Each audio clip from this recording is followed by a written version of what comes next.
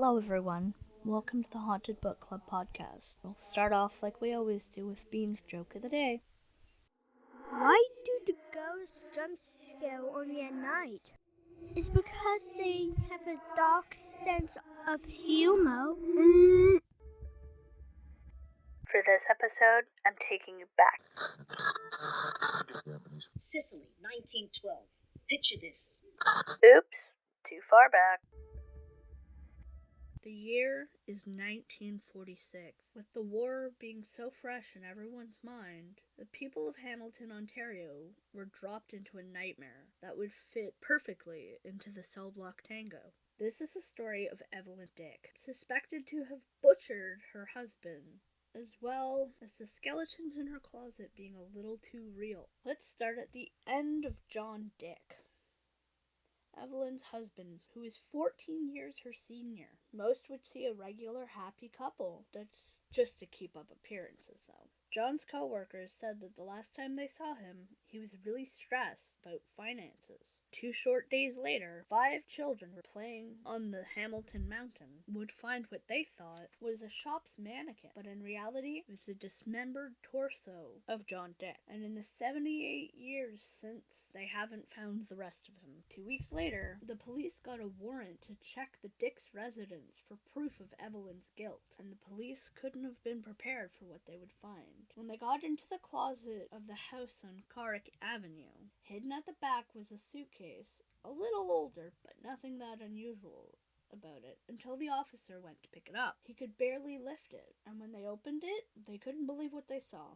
It was filled with cement that was there for a while. The officers would be the first to find out that the suitcase was the final resting spot of Evelyn's baby. The local pathologist, who I don't think could have a better name, Dr. W.J. Deadman, the information that he could get from the tech at the time is that the infant was put in the suitcase after birth and had been there for over a year. Decomp was too far to say for sure, but suspicions from the partial string tied around the baby's neck was that was the cause of death. Also, the left foot and ankle were missing. The officers quickly arrested both Evelyn and her friend, William Bozick. Both were charged with both crimes. It took practically a full year for the trial to have all the evidence, and it only took 5 hours for the jury to acquit her for John's death. But as for her son, she was found guilty of manslaughter. Bozick was found not guilty on all charges. I'd like to say she rotted in a cell for what she did, but she was freed just 11 short years later. They changed her identity, and she went on to live the rest of her days in anonymity. For all we know, she could still be alive. She could be your neighbor. I'm sure she'd be 104, but would that really be the weirdest thing about this story? Our next story is a Ukrainian ghost story called The Cow's Head.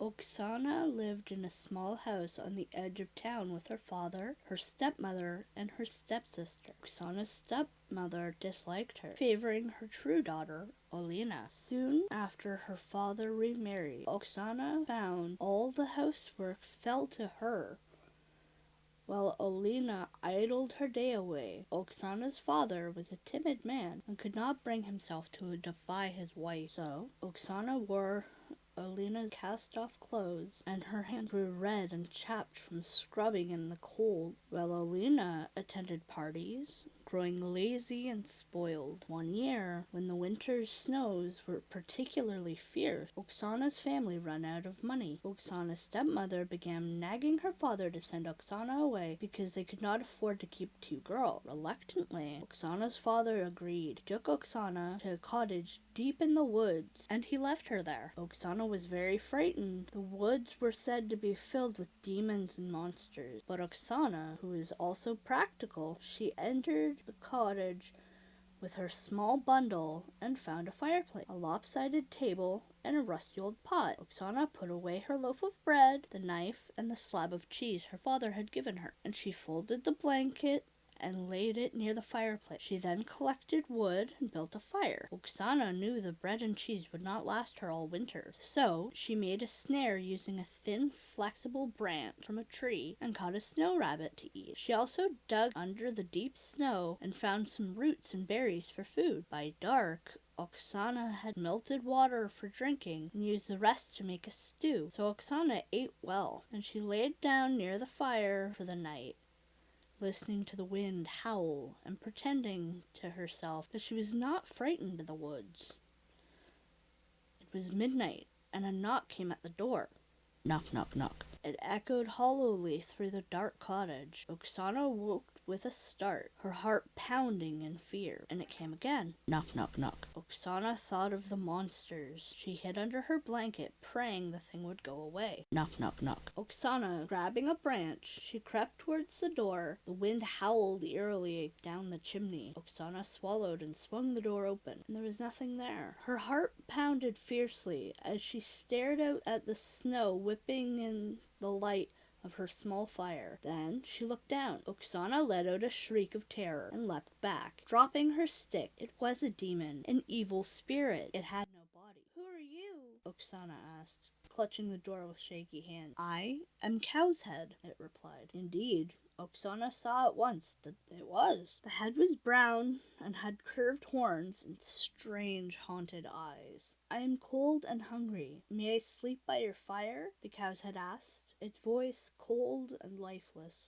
Oksana gulped in horror. "Of course," she said. "Lift me over the threshold," demanded the Cowshead hollowly. Oksana did as she was bidden, placed me near the fire. Anger warred with compassion inside her, but compassion won. Oksana put it next to the fire. "I am hungry," said the Cowshead. "Feed me." Oksana thought of her meager food supply. The stew left in the pot was for her breakfast. She fed it to the Cowshead. "I will sleep now," it said, and there was no softening in its attitude towards her. Nonetheless, Oksana made it comfortable for the night, giving it her blanket and sleeping in a cold corner with only her cloak to keep her warm. When she woke in the morning, the Cowshead was gone. Where it had slept was a large trunk filled with the most beautiful gowns she had ever seen, and under the gowns laid heaps of gold and jewels. Oksana stared blankly at the riches in front of her. Her father's voice roused her. "Daughter, I am come." Oksana forgot her trunk in her joy, and she ran into his arms. He had defied her stepmother and come to bring her home. "Papa, come see!" Oksana exclaimed as she pulled him into the cottage. Her words tumbled over each other as she explained. Her father took her home. She was honored in the town